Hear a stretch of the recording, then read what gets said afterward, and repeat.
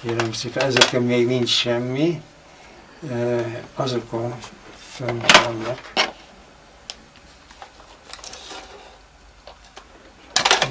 Nem itt vannak, nem tudnám, hol vannak.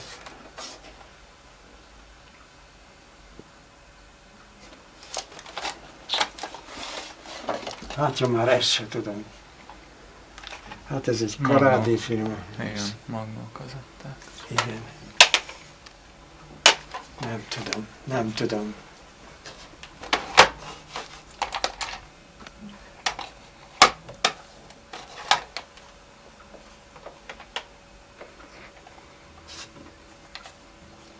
Ez a Vangelis.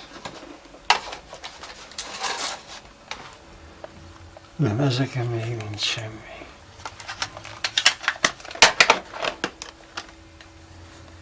Nem tudom. Ez következménye egyébként annak, hogy beteg voltam, mert máskülönben én emlékeznék ezekre a dolgokra.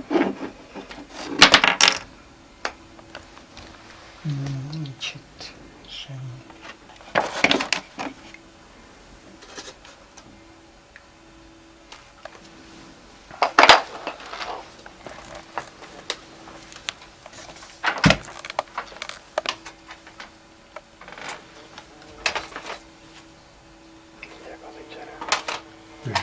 Nincs itt semmi.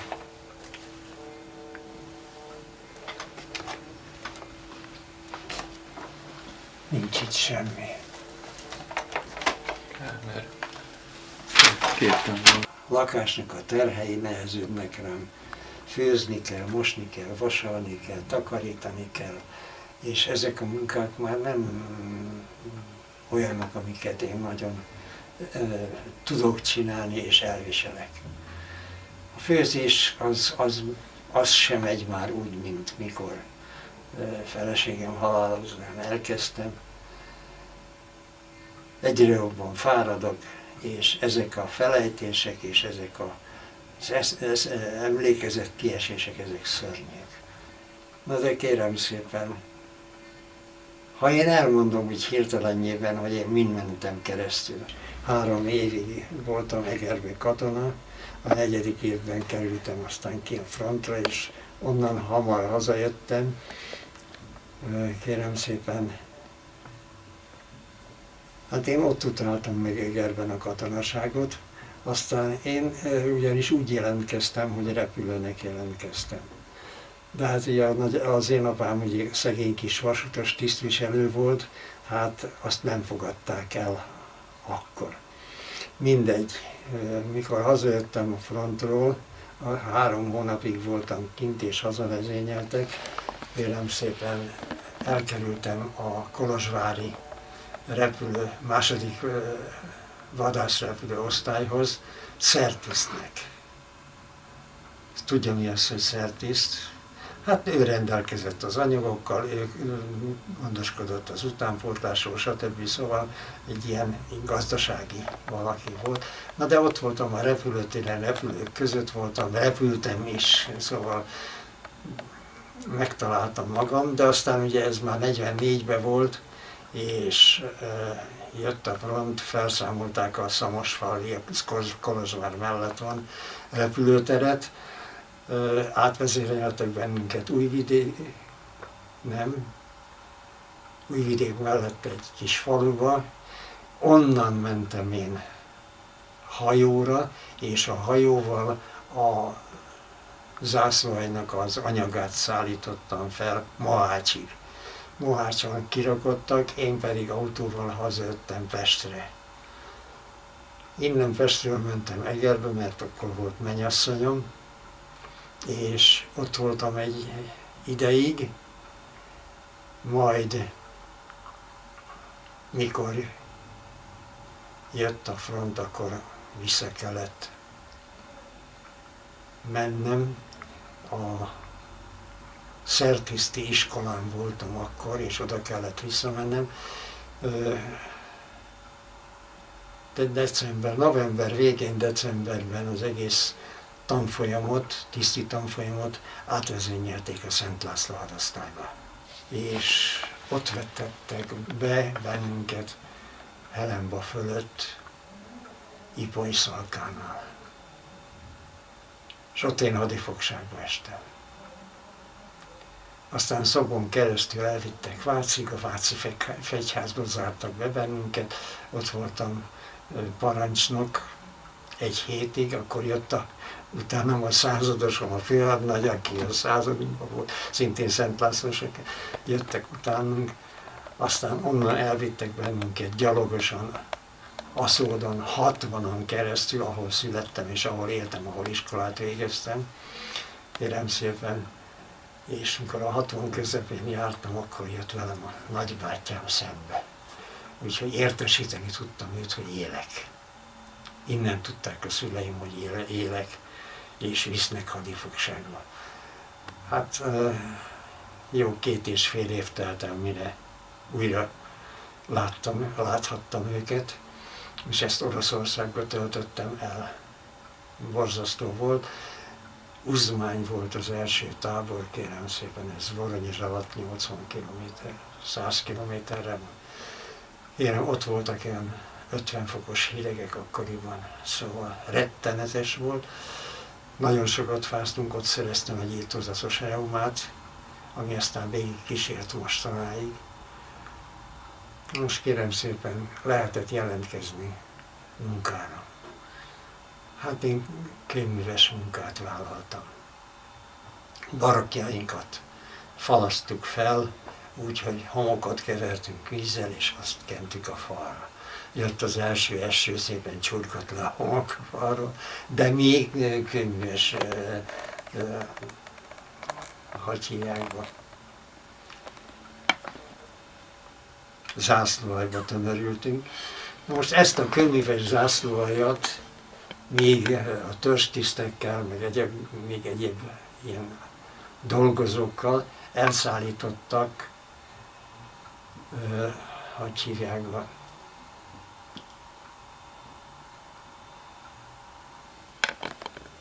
látványnevek nem jutnak már eszembe.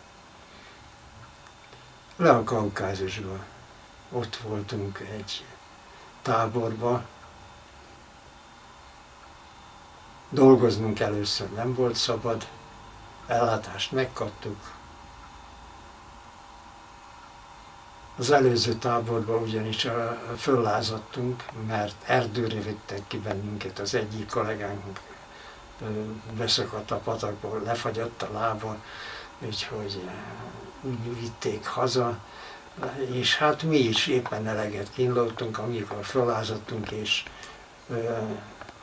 pont az egyik osztálytársam volt az, már iskolai osztálytársam, ő Ludovikát végzett, utászhadnagy volt, és másik táborból került oda. Én nem is tudtam, hogy ott van, csak amikor kipattantak egy tábornoki látogatás alkalmával a tábornok elé, és elmondták, hogy generálmajor Pazsaluszto memorandum, és átadtak neki egy memorandumot. Az azt annyit kérdezett csak, ez mind igaz? Azt mondta, tiszti becsület szavamra igaz.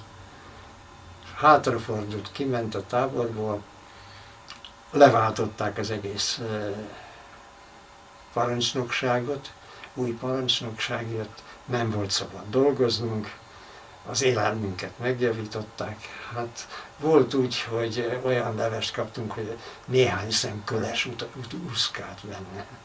Hát szóval attól mentünk tönkre. És amellett ugye munkát követeltek. Következő nyáron ketté választották a hadifoglyokat, hadnagytól fölfele, északra mentek, Zászlóstól lefele, délre mentünk. Hát mi jártunk jól. Georgievbe kerültünk, most jutott eszembe a főtábor, és hát később onnan is elkezdtünk kijárogatni, de csak ennyi munkára, illetve ki kellett mennünk egy kolhoz vagy szovhozba, nem tudom melyikbe, és ott 900 tonna krumpli volt elvermelve. A krumplit kellett felbontanunk és autóra rakni. Annyi krumplink volt, amennyit akartunk. Ugye?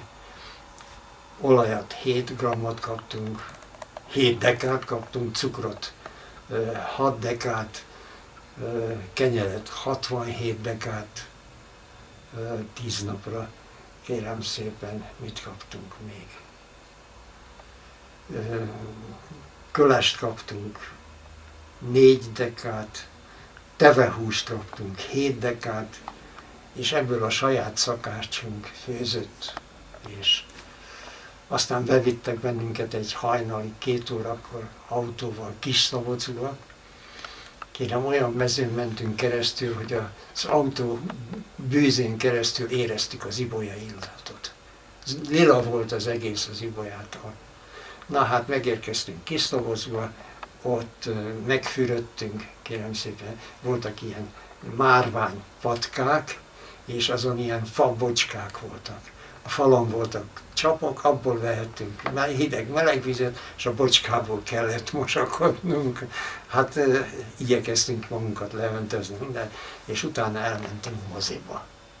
Vittek bennünket, és Rök Marikával láttunk egy filmet. Hát szóval ez megint egy élmény volt. Na aztán visszamentünk a táborba,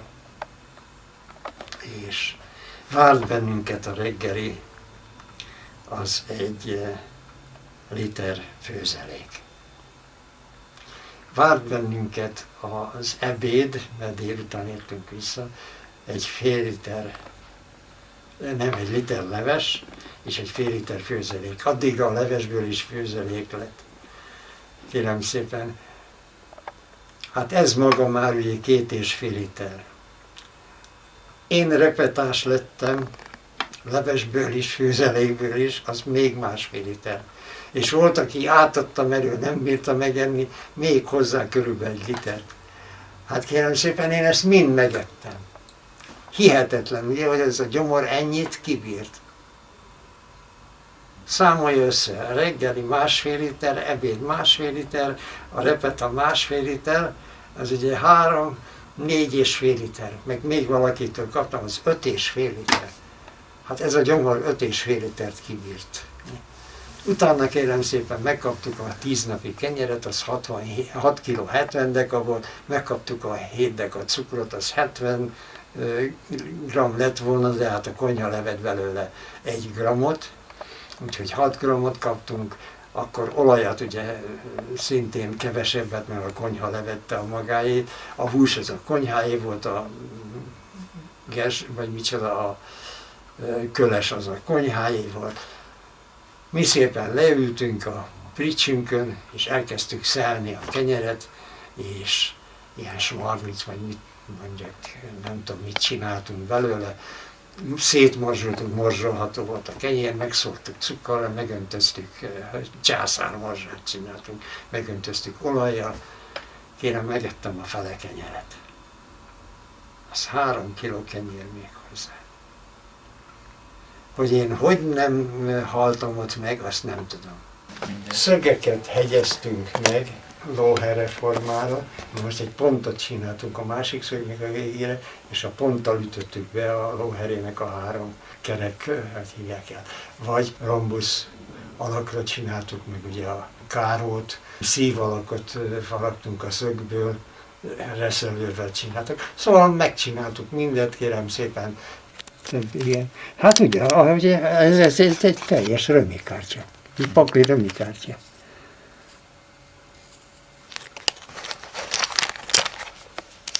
Tessék megnézni, ugye, különbözők.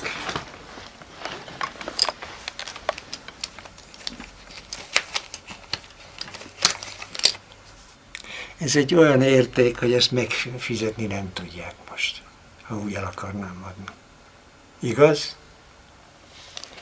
És ha megnézzük, itt ugye 9, 8, 7, 7, itt van a 10-es, szóval mind megvan, szabályszerűen. Igen.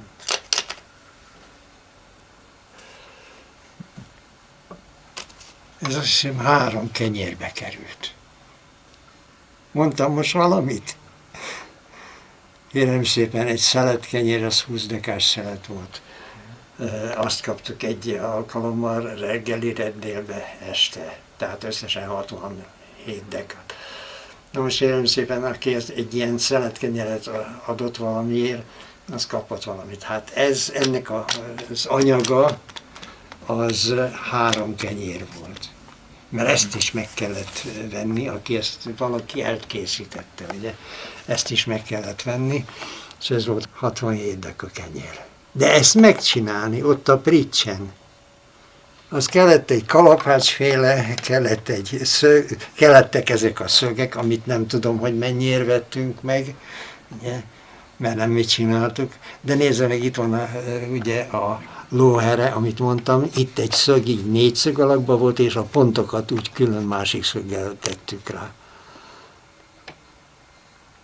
Vagy itt van ugye a treff, nem. Ez a káró, ez a szív, ez a treff, ez pedig a pik. Hát a piket külön egy ilyen kis szöggel tettük oda. És ugyanezzel a szöggel csináltuk, csak kapott egy kis tiftet. És az alakokat? Azt kérem mondom, a barátom festette, illetve rajzolta a ceruzával, én pedig szereztem egy ilyen vésőt, és a vésővel én véstem ki. Hát, kérem, nem nevezem művészetnek, de azért komoly munka volt ez. Úgyhogy ezt szabályszerűen üzletbe is árulták, de azt gyárilag csinálták. Hát mi a hadifogságból utánoztuk őket. 47 júniusában, mint első egészséges tiszti századot hoztak haza bennünket. 500-an jöttünk haza. Pestre érkeztünk meg. És én Pesten megkerestem a mennyasszonyomat. És ott kerestem, mert ő oda írt nekem a hadifogságról, és meg volt a címe. Ott kerestem, és hát az itt nem lakik. Hát mondtam, a lány neve Marosfalvi Böbe. Ja, az lakott itt, az itt most itt lakik a Hagyhébe. De ez nem Marosfalvi Böbe, hanem, hogy hívták, milyen László, azt a híres költőt, Kálnoky László. Ismerős a neve? Eger polgármesterének a fia volt, és már akkor udorolt az én mennyasszonyom, meg az nem akart, de a végén mégis hozzáment feleségül. Na hát ezzel aztán ugye már akkor szétváltak, már nem voltak együtt, de ezek után ugye én már nem kívántam folytatni a kapcsolatot, hazamentem és 60-ban helyezkedtem el a cukorgyárban. Kérem szépen, el tudtam helyezkedni, mert a nagyapám a báró 60-iaknak volt a parádés kocsisa. És az istálló rendszerüknek a feje. Úgyhogy én ugye a Kotrocó bácsinak a fiának kaptam volna helyet, ugye, akit a báró 60-ig is nagyon szeretett, és egyébként 90-valahány éves volt, amikor meghalt. 92 éves volt, és 32 évfogat vitt a sírba. Bekerültem a sörgyárba, ahol osztrákok nagy 6-8 köbméteres, 10 köbméteres kádagot építettek, illetve azoknak a falát vonták be egy különleges, viaszos bevonattal, amihez előzőleg cementtel fölvittek egy zúzott üveget. És ebből a zúzott üvegből, meg a közé szivárgó viaszból lett a sörös kádnak a fala. Ebben erjesztették meg a cukorral lefőzött sör lét, és ebben erjedt ki a sör. Hát ez nekünk annyiból volt jó, hogy volt a plehács, vagy mondjuk egy szakszót, azt kérem úgy nézett ki, hogy itt alul egy ilyen 5 cm-es kerek alja volt, az úgy kiszélesedett ilyen magasra, az azért volt, hogy belemerítették a sörbe, és beletették a hőmérőt. És megnézték, hogy megerjedte már. Na most mi belemerítettük a plehácsot, de nem méricskéltük, hanem beöntöttük egy ilyen bocskába, és abból ittuk a sört. Nincsenek benne, kérem, patkányok. Az mese. Kérem szépen, elsősorban ezeknek a kádaknak az oldala 1 méter magas volt. És a külső oldala ilyen fehér csempével volt kirakva.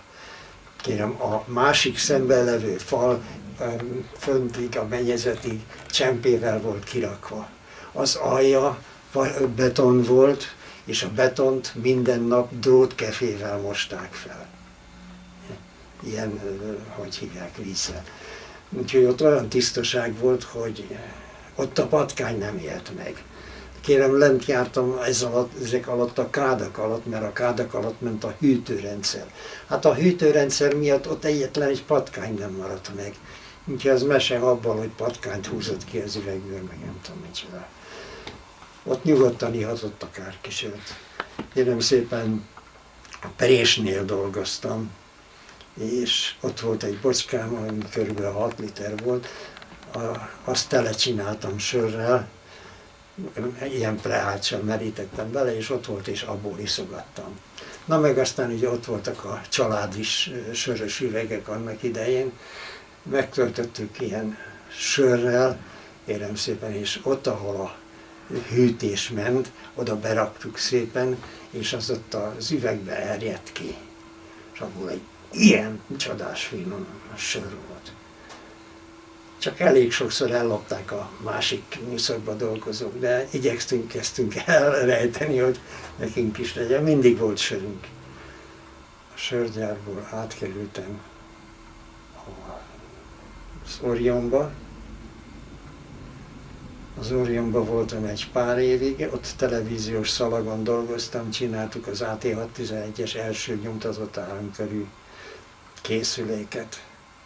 Egy protekcióval jutottam fel Pestre, és mindjárt szereztem egy örökös ellenséget. Tudnék, nekem Fehérváron már 9 forint 20 fillér volt az órabérem. És itt Pesten a szerviz főnöke 8 forint 20 fillért akart adni. Mondom, bocsánatot kérek, én áthelyezéssel jöttem, és az áthelyezéssel hoztam a béralapomat. Én kérem a 920-as. Hát nem akarta megadni, erre szóltam az egyik igazgatónak, aki engem oda le is átvitt, az Orionba ismerkedtünk meg, oda átvitt, kérem szépen, az rádörrentett a munkaügyosztályra, és rögtön megkaptam. Na de hát a szervizfőnök ettől kezdve ellenségem lett. És ebben az ellenséges viszonyban dolgoztam addig, míg a nyugdíjba nem ment. Utána az utódja egy nő lett, az is örökölte az ellenszenvet velem szemben, mert hát ugye a főnökön belepántálta, és a végén aztán mégis onnan mentem nyugdíjba, és azóta nem foglalkozom televízióval. Közben elvégeztem 50 évesen a Kandó technikumot, általános jórendűen, 4-essel, ami hát azért idős létemre nem kis teljesítmény. És kérem, attól kezdve hát úgy békén hagytak, nem bántottak, mert a szakképzettségem megvolt, időm megvolt, úgyhogy a végén aztán 83-ban nyugdíjba mentem. Hát dolgoztam én a Skálába, mint csomagoló, árukkiadó. Addig, amíg egy vevő belém nem kötött. Még 3-an voltunk, és 3-an csomagoltunk. Én csomagoltam a magam csomagolni valóját, ő ott állt, és hát én dolgoztam, hát nem foglalkoztam vele. Másik 2 meg szintén dolgozott, nem volt irány. Nekem esett, hogy miért nem foglalkozom vele, mert hát látja, hogy ezt csinálom. Kérem szépen, addig ordítozott velem, míg beírta a nevemet és a panaszt a könyvbe, és hiába volt egy vevő, aki rögtön alája odaírta, hogy ez mind nem igaz, mire engem másnap vagy harmadnap fejjel elé állítottak és kirúgtak. Akkor én már foglalkoztam azzal a gondolatával, illetve hát azzal. Nekiestem szépen, és ez volt 83, 85-ben, kapóra jött ez a dolog, és attól kezdve én kijártam aranyat mosni. Tehát ez már nyugdíj után volt? Ez már nyugdíj után volt, ez egy új szakma volt. Ez egy új szakma volt, amit megtanultam. És aminek most már mestere lettem. Mert hát találjon valakit, aki nálam sokkal jobban ért az aranymosáshoz. Nem igen talán. Úgyhogy minden nap várom, hogy ne ébredjek fel. Nem probléma, mert csak a szívemnek kell megállni. Csodálkozik rajta, ugye fiatal ember, hát maga élet, otthon az egész élet. Hát ez van ugye az emberi sorsok különbözők.